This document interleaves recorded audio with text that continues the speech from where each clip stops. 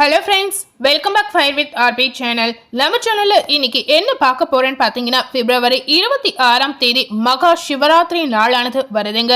இந்த மகா சிவராத்திரிக்கு பிறகு இதனுடைய கிரக நிலைகளுடைய அமைப்பால் ஒவ்வொரு ராசினியர்களுக்கும் அவங்க வாழ்க்கையில புதிய விதமான திருப்பங்கள் கண்டிப்பா நடைபெறும்.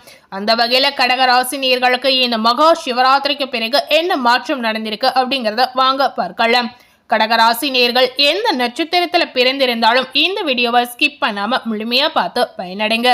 அதுக்கு முன்னாடி இந்த மகா சிவராத்திரியோட சிறப்பு என்னங்கிறத பார்த்துட்டு அதுக்கப்புறம் உங்களுடைய ராசிக்கு அதிர்ஷ்டம் கிடைத்திருக்கா, இல்லைன்னா ஆபத்து நடக்க போதா, எந்த மாதிரி விஷயங்களை நீங்க எச்சரிக்கையா இருக்கணும் அப்படின்ற தகவலை பார்த்து பயனடைங்க.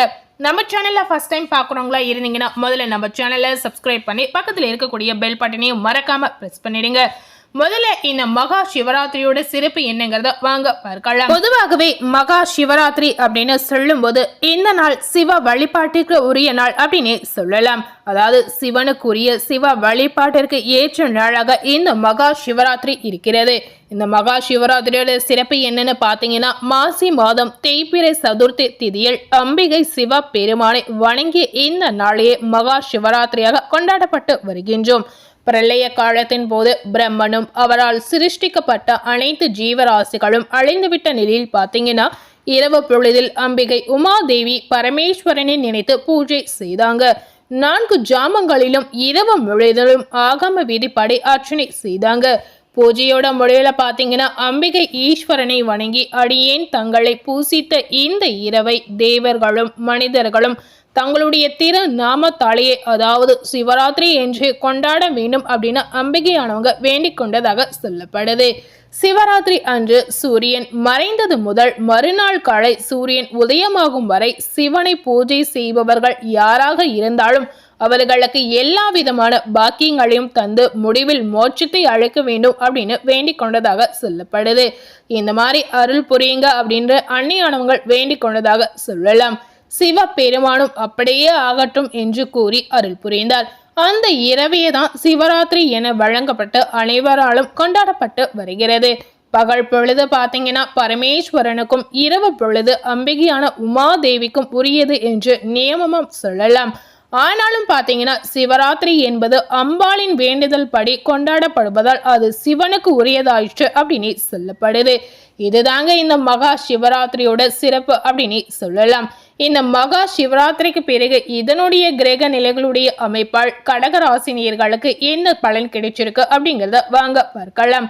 கடகராசினியர்களுக்கு முதல்ல கிரக நிலைகள் எப்படி இருக்கு அப்படிங்கிறத தெரிந்து கொள்ளலாம். கடகராசினியர்களுக்கு கிரக நிலைகளை பார்த்தீங்கன்னா, தைரிய வீரிய ஸ்தானத்தில் கேது, கலஸ்திர ஸ்தானத்தில் சூரியன் மற்றும் புதன், அஷ்டமஸ்தானத்தில் சனி, பாக்கியஸ்தானத்தில் சுக்கிரன் மற்றும் ராகு, லாபஸ்தானத்தில் குரு, விரயஸ்தானத்தில் செவ்வாய் என கிரக நிலைகள் அமைந்திருக்கு. கடகராசினியர்களுக்கு இந்த மகா சிவராத்திரிக்கு பிறகு வாங்க எப்படிப்பட்ட பலன் கிடைச்சிருக்கு அப்படிங்கறத பார்க்கலாம். இந்த மகா சிவராத்திரிக்கு பிறகு கடகராசினியர்களுக்கு உங்களுடைய வாழ்க்கையில இருந்த தடைகள் பார்த்தீங்கன்னா நீங்கிடும். தனாதிபதி சூரியனுடைய சஞ்சாரத்தால் எதிர்ப்புகள் விலகலாம்.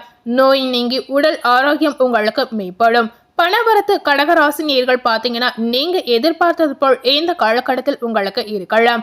புதிய நபர்களின் நட்பு இந்த நேரத்தில் உங்களுக்கு கிடைக்க போகுது. பாதியில் நின்ற காரியங்களை தொடர்ந்து செய்து முடிக்கக்கூடிய ஒரு சூழல் உங்களுக்கு உருவாகலாம். வழக்குகளில் திடீர் குழப்பங்கள் ஏற்பட்டு நீங்கலாம். தீ, எந்திரம் ஆகியவற்றை கையாளும் போது கடகராசினியர்களுக்கு அதிக கவனம் கண்டிப்பா அவசியம். தொழில் ஸ்தானாதிபதி செவ்வாய் வக்கரமாக இருந்தாலும் சுக்கிரன் பாக்கியஸ்தானத்தில் உச்சமாக இருக்கிறார். இதனால கடகராசி நேர்களுக்கு இது ஒரு யோகமான காலமா கண்டிப்பா இருக்க போகுது.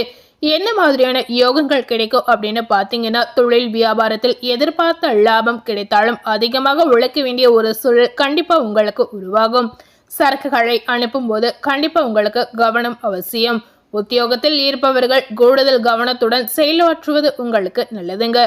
குடும்பாதிபதி சூரியன் அவரது ஸ்தானத்திற்கு சப்தம ஸ்தானத்திற்கு மாறாக போகிறார். குடும்பத்தில் சிறு சிறு சண்டைகள் உண்டாகலாம். கணவன் மனைவி ஒருவருக்கொருவர் அனுசரித்து செல்வது உங்களுக்கு நல்லதுங்க. பிள்ளைகளிடம் அன்பாக நடந்து கொள்வது உங்களுக்கு பல வகையில நன்மைகளை தரலாம். பெரியோர்களிடம் ஆலோசனைகளை கேட்டு நடப்பது உங்களுக்கு இந்த காலகட்டத்தில் ரொம்பவே நல்லதுங்க. இந்த நேரத்துல கடகராசி நேயர்கள் ஏதாவது ஒரு விஷயத்துல வாழ்க்கை சார்ந்த விஷயமாக இருந்தாலும் சரி, குடும்பம் சார்ந்த விஷயமாக இருந்தாலும் சரி, நீங்க ஒரு முடிவுகளை எடுக்கும்போது ஒரு முறைக்கு இருமுறை யோசித்து எடுக்கலாம். அதே போல உங்க குடும்பத்தில் இருக்கக்கூடிய பெரியோர்களுடைய ஆலோசனை பெற்று செய்வது உங்களுக்கு மிகுந்த நல்லதாக இருக்கலாம். கடகராசியில இருக்கக்கூடிய பெண்களுக்கு பாத்தீங்கன்னா மனதில் திடீர் குழப்பங்கள் ஏற்பட்டு நீங்களாம். அதே போல கடகராசியில இருக்கக்கூடிய பெண்கள் சமையல் செய்யும் போது மின் சாதனங்களை இயக்கும் போதும் அதிக கவனம் கண்டிப்பா உங்களுக்கு அவசியம். கடகராசியில இருக்கக்கூடிய கலைத்துறையை சேர்ந்தவர்களுக்கு எதிர்காலம் பற்றிய சிந்தனைகள் மேலோங்கலாம். எல்லா காரியங்களும் உங்களுக்கு நல்லபடியாக இந்த காலகட்டத்தில் நடக்கலாம். இந்த மகா சிவராத்திரிக்கு பிறகு கடகராசினியர்கள் ஆராய்ந்து செய்யக்கூடிய காரியங்கள் உங்களுக்கு சாதகமான பலனை பெற்றுத்தரும். வாகனங்களை ஓட்டும் போது எச்சரிக்கை உங்களுக்கு ரொம்ப ரொம்ப அவசியம். வீண் செலவுகள் இந்த காலகட்டத்தில் உங்களுக்கு ஏற்படலாம். அடுத்தவர்களுக்கு எவ்வளவு நல்லது செய்தாலும் அது எடுபடாமல் போகக்கூடிய வாய்ப்புகளும் கடகராசினியர்களுடைய வாழ்க்கையில நடக்கலாம். கடகராசியில இருக்கக்கூடிய அரசியல்வாதிகளுக்கு இந்த மகா சிவராத்திரிக்கு பிறகு பார்க்கும் பொழுது மற்றவர்களுக்கு உதவ போய் வீண் பழி உங்கள் மீது விழலாம். சோ இதனால கடகராசினியர்கள் மற்றவர்களுடைய விஷயத்தில் நீங்க தலையிடாமல் பார்த்து கொள்வது இந்த காலகட்டத்தில் உங்களுக்கு ரொம்பவே நல்லதுங்க. இந்த மகா சிவராத்திரிக்கு பிறகு கடகராசினியர்களுக்கு அதிக கவனம் கண்டிப்பா அவசியம். உங்களுடைய தொழில் வியாபாரம் தொடர்பான அலைச்சல் இந்த காலகட்டத்தில் அதிகரிக்கும். ஆனாலும் பாத்தீங்கன்னா பணவரத்து உங்களுக்கு திருப்திகரமாக இருக்கலாம். மேலிடத்தின் கருத்துக்களுக்கு மதிப்பு கொடுப்பது உங்களுக்கு மிகுந்த நன்மையை தரப்போது அப்படின்னு சொல்லலாம். அதே போல கடகராசியில் இருக்கக்கூடிய மாணவர்களுக்கு இந்த மகா சிவராத்திரிக்கு பிறகு பாத்தீங்கன்னா கல்வி பற்றிய மனக்கவலை உங்களுக்கு அடிக்கடி ஏற்பட்ட நீங்களாம். பெற்றோர் ஆசிரியருடைய ஆலோசனை இந்த காலகட்டத்தில் உங்களுக்கு கை கொடுக்கலாம். கடகராசியில புனர்பூசம் 4ஆம் பாதம் நட்சத்திரத்தில் பிறந்த நேயர்களுக்கு இந்த மகா சிவராத்திரிக்கு பிறகு பார்க்கும் பொழுது பிள்ளைகள் எதிர்காலம் குறித்து சிந்தனைகள் உங்களுக்கு மேலோங்கும். உறவினர்கள் நண்பர்களின் உதவியும் இந்த நேரத்தில் உங்களுக்கு கிடைக்கலாம். திறமையாக பேசுவதன் மூலம் காரியங்கள் உங்களுக்கு அனுகூலமாக முடியலாம். தெளிவான சிந்தனை பிறக்கக்கூடிய காலகட்டமா இந்த நாட்கள் உங்களுக்கு இருக்க போகுது. அடுத்ததாக பூசம் நட்சத்திரத்தில் பிறந்த நேயர்களுக்கு இந்த மகா சிவராத்திரிக்கு பிறகு பார்க்கும் பொழுது மனதில் உற்சாகம் கண்டிப்பா அதிகரிக்கும். மன அமைதிகள் இந்த காலகட்டத்தில் உங்களுக்கு கிடைக்கலாம். வாழ்க்கை சிறப்படைய செய்யக்கூடிய விஷயங்கள் நடக்கலாம். திடீர் கோபம் டென்ஷன் ஏற்படலாம். கட்டுப்படுத்திக் கொள்வது நல்லதுங்க. அதாவது இந்த மாதிரி கோபங்கள் டென்ஷன் ஏற்படும் பொழுது நீங்க நிதானத்தை கடைபிடிப்பது உங்களுக்கு ரொம்பவே நல்லதாக இருக்கலாம். வீண் அலைச்சல் மனக்குழப்பங்கள் இந்த காலகட்டத்தில் உங்களுக்கு அதிகரிக்கும். அடுத்ததாக கடகராசியில ஆயில்யம் நட்சத்திரத்தில் பிறந்த நேயர்களுக்கு இந்த மகா சிவராத்திரிக்கு பிறகு பாத்தீங்கன்னா பணவரத்து உங்களுக்கு அதிகரிக்கும். பல நன்மைகள் இந்த காலகட்டத்தில் உங்களுக்கு காத்திருக்கு. இழுப்பறியான காரியங்கள் பாத்தீங்கன்னா சாதகமாக முடியலாம். இதிலும் கூடுதல் கவனத்துடன் செயல்படுவது உங்களுக்கு நல்லதுங்க. தொழில் வியாபாரம் தொடர்பாக அலைய வேண்டிய சூழல் உங்களுக்கு ஏற்படலாம். வாடிக்கையாளர்களை அனுசரித்து செல்வது உங்களுக்கு அதீத நன்மையை தரும். முக்கிய முடிவை எடுக்கும் பொழுது தடுமாற்றங்கள் உங்களுக்கு ஏற்படலாம். சோ கடக ராசியில ஒவ்வொரு நட்சத்திரத்தில் பிறந்த நேயர்களுக்கும் இந்த மகா சிவராத்திரிக்கு பிறகு இந்த மாதிரி தாங்க நடக்க போகுது. அதே போல கடக ராசி நேயர்கள் இந்த காலகட்டத்துல என்ன மாதிரி பரிகாரங்களை செய்யலாம், என்ன மாதிரி தெய்வ வழிபாடுகளை மேற்கொள்ளலாம் அப்படிங்கறதையும் தெரிஞ்சுக்கோங்க. கடகராசி நேயர்கள் செய்யக்கூடிய பரிகாரம் பாத்தீங்கன்னா துர்க்கைக்கு அரளிப்பூ சார்த்தி மனதார வழிபட்டு வரலாம். இந்த மாதிரி வாரம் தோறும் தவறாமல் நீங்க செய்து வந்தீங்கன்னா உங்க வாழ்க்கையில இருக்கக்கூடிய துன்பங்கள் இதனால தீரலாம். அதே போல மன கவலையும் இதனால அகழலாம். முடிந்த அளவுக்கு இந்த மாதிரி பரிகாரங்களை ட்ரை பண்ணி பாருங்க. தெய்வ வழிபாடுகளை எப்படி மேற்கொள்ளலாம் அப்படின்னு பாத்தீங்கன்னா மாதத்தில் ஒரு முறையாவது குல தெய்வத்தை கடக ராசினியர்கள் வழிபடுவது மிகவும் சிறந்ததாக இருக்கலாம். குல தெய்வ வழிபாடு என்பது உங்களுக்கு ரொம்ப ஒரு முக்கியமான விஷயமா இருக்கலாம். இந்த மாதிரி வழிபாடு செய்யும் பொழுது குல தெய்வத்துடைய பரிபூரண ஆசீர்வாதம் கடக ராசினியர்களுக்கு கண்டிப்பா கிடைக்கலாம். சோ முடிந்த அளவுக்கு கடக ராசினியர்கள் இந்த மாதிரி தெய்வ வழிபாட்டை மேற்கொள்வது இந்த நேரத்தில் உங்களுக்கு நல்லதாக அமையலாம். ஸோ இன்னைக்கு நம்ம சேனல்ல கடகம் ராசி நேயர்களுக்கு இந்த மகா சிவராத்திரிக்கு பிறகு என்ன மாற்றம் திருப்பம் நடந்திருக்கு அப்படிங்கிறத பார்த்துருப்பீங்க.